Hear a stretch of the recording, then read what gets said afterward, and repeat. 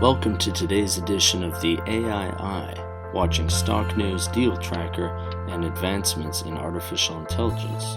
Hello everyone, this is Sam Mowers here. Welcome to a special edition of the AI Eye featuring an interview with Danny Rittman, that's the CTO of GBT Technologies Inc. GBT Technologies is a development stage company which considers itself a native IoT creator, developing Internet of Things and artificial intelligence-enabled mobile technology platforms. GBT trades on the OTC Pink under the ticker symbol GTCH. Also mentioned in this podcast is Banix Acquisition Corp, which trades on the NASDAQ under the ticker symbol BNIX. Now for this interview, Danny discusses the company's Apollo IP, and in particular its use in the EV Autonomous Vehicle company. So without further ado, here's my latest conversation with Danny Rittman. Danny, thanks for joining us. Always a pleasure to have you back on the podcast. Thank you very much for having me today. So today we're discussing the company's Apollo IP. We've talked about it before, but it has been a while. Is it possible for you to give us a brief explanation, give us a quick breakdown of Apollo? Sure. Apollo is what we call a computer vision system that is a combination technologies of radio and artificial intelligence. As we all hear nowadays, artificial intelligence is a very big hype in the media because of all recent events and technologies developed by companies, if it's OpenAI, if it's Google, Microsoft. But actually, Apollo is a very quite smart, intelligent application that is heavily based on AI. And here we see AI in the field of computer vision. In a sense, and I'll take a few seconds here more just to explain and remind what Apollo is.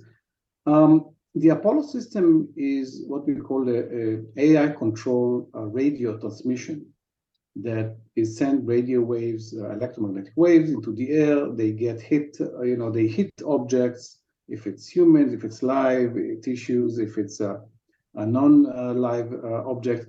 And the reflections are basically received back by the system.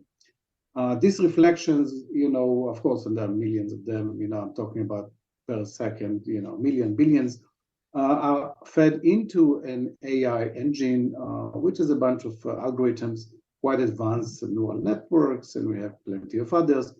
I'm not going to get too technical. And then these reflections of these radio waves are analyzed to build and create 2D or 3D live scenery of what basically in front of the system, what we transmitted. So Apollo is a great computer vision system, but besides its capabilities to see, I would say it's an eyes, using radio and AI combination, it also can do many other things because it's detecting such a high resolution of volumetric changes. We can do way more than just seeing. For example, I can take human vitals in the scanned area, which can be quite large, and detect heartbeats, oxygen level, even BP and body temperature. We can detect humans fall. We can detect if I put it into a vehicle, let's say in a bus or a train or a plane, I can say, actually, I can count people. So, okay, I have, 48 people in this bus per se. And so many others, other type of applications can be done using Apollo. So we consider it one of its main IPs we have. We filed a patent. We actually have a granted patent. We have another continuation patent going, and we plan to continue furthermore in this development in this area. Now, with all that in mind, can you talk a bit about some recent news from GBT regarding an LOI, that's a letter of intent, with Banix Acquisition Corp? Right. So with Banix, it's very encouraging news because we have here a company that is interested to actually take Apollo and use it in one of the major fields of today, which is autonomous vehicles. It's part of the great advantage of Apollo because Apollo, as I mentioned, can see. I'm talking about, a few hundred feet. If I actually use the larger antennas and power, I can cover miles of computer vision in 360 degrees around a car, for example, or any type of vehicle. It can be a car, it can be a robot. But the recent LOI is actually with the company that, I'm assuming you mean the EV, autonomous vehicles that have a nice, I would say, business plan to incorporate the Apollo system, the Apollo technology, within autonomous vehicles for a few domains, not just to see, also maybe as a backup system. They may keep the current typical standard, I would call it, technologies like LIDAR and ultrasonic and optical sensing devices technology, and may use Apollo as a redundant system or an additional system for better safety, security, etc. That's part of the discussions we had. But the good news is that Apollo here, we're going to probably see Apollo in the next 1 to 2 years in a live application, as it was intended to be.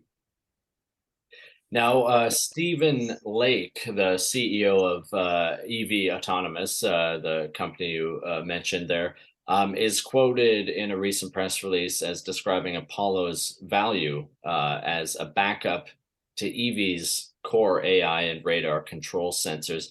Can you expand a bit more on how Apollo might be a good fit for EV?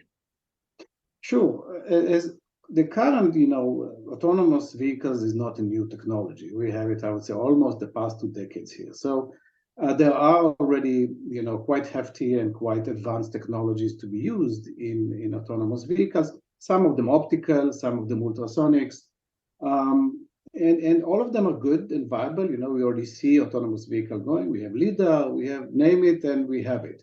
And I believe that he intends to still use these type of technologies. But since Apollo has, we define it as another layer of resolution, another layer of accuracy, another layer of reliability. For example, the Apollo system does not suffer from any type of external conditions. For example, weather conditions do not affect it. Fog or rain or any type of things that typically may cause temperature, things like this that may cause some difficulties sometimes with the current known standard technologies. Apollo doesn't suffer from all this. Apollo is reliable, is working in all conditions, and even furthermore, it actually can work through underground, underwater. I mean, it has capabilities because it's based on radio and a wide variety of frequencies that we're sending them. We can basically see everything at all times, which makes Apollo a very good system. Maybe in the future it will completely replace the current known technology. We don't know, but definitely as what we call a redundant system, or not redundant is not the right one, as a backup, as you mentioned, to oversee the overall operation of a vehicle can be a great application for it. Beside this, we also know that we're going to discuss and present other possibilities of Apollo, like, for example, counting number of people inside a vehicle, emergency situation detection, if there's any health emergency on board, all the way to reporting, identifying. Apollo can actually detect, of course, by permission, and all this for privacy reasons, but it can actually identify, persons of interest or concealed weapons. And it can does all, then after that, system can contact the authorities, the vehicle can stop. If it's a bus, there's a vast amount of possibilities of what Apollo can do. And we plan to actually offer this to the EV company to see which one they want to adopt first or later. But we are very encouraged as that, yes, but they may start as a backup system, as a system that will oversee the overall operation of the vehicles, and later may incorporate more features of it. Now, touching on that, it sounds like the Apollo has applicability in other domains, maybe even outside of autonomous vehicles in generally. Could you talk about a bit of the potentiality of Apollo in other spaces, maybe? Of course, beside this, because Apollo has this capability of basically operating in any medium, any type of medium, it can be used in a vast amount of domains. I can just mention here only a few. For example, in the medical field, okay, we can wirelessly measure human vitals, just by putting a box in a room, and then I can all the time monitor heart rate, emotional stress, fall, SpO2 even, blood pressure, without wearing anything. Another type of application is even, again, another in the medical field is actually scanning and looking into a human body completely, again, in not invasive way. Everything is done via radio wave, and by the reflection, I can actually look into veins, detecting clogs into veins, and many other things that currently require all kind of invasive method to go and take actually, imaging and do more, diagnostics for the health. And if we look, for example, at the military operations, we can actually provide a night vision, for example, that again does not have any effect due to weather condition or fogs or lack of light of starlights and other. So the Apollo system can be an amazing rescue system as well. If some, for example, people are stuck underground in caves, it's fairly easy to go underground and detect where people location. God forbid the earthquake and people collapse the buildings. Easy and trivial to do it as well. So there's a wide variety of application that Apollo can be adapted to. We just need to offer it, or we need to find the right partners that actually want to say, okay, I'm going to invest in this direction, and take it from there. Great. Danny, is there anything else you want to add before we wrap up? No, I believe we covered everything. There's the last thing, today there's a lot of hype about all the AI, and everybody say, oh, we need to limit it, and there's a lot of restrictions, and they should be, absolutely, because AI can also be used for wrong purposes and can do damage also in its own way. So I definitely agree with that too. We need some litigations and lawmakers to put some restrictions and some kind of boundaries into AI. But we think that Apollo system is actually a great example of where AI can benefit society. This is a very positive AI application. Means I don't here invade, privacy or anything. Here I'm using AI to actually do what we call the good things. Okay, there's no risk here.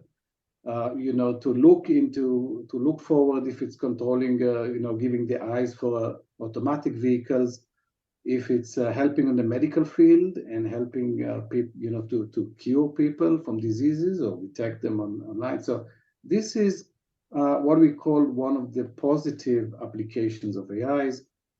There's no risks. There's no there's no issue here with other things. And we believe that Apollo has a great future as we see it in the next decade. And that's it for today's AI. If you would like to be a guest or sponsor for this podcast, contact InvestorIdeas.com. Investor Ideas reminds all listeners to read our disclaimers and disclosures on the InvestorIdeas.com website, and this podcast is not an endorsement to buy products or services or securities. Investors are reminded all investment involves risk and possible loss of investment. To hear more InvestorIdeas.com podcasts, please visit InvestorIdeas.com/audio. And a reminder, you can also hear our podcasts on Apple Podcasts, Audible, Spotify, TuneIn, Stitcher, Spreaker.com, iHeartRadio, and most audio platforms available. To learn more about GBT Technologies Inc., please visit gopherprotocol.com or visit the InvestorIdeas.com profile page at investorideas.com/co/GOPH. And for disclosure purposes, GBT Technologies is a PR, news, and social media featured company on InvestorIdeas.com.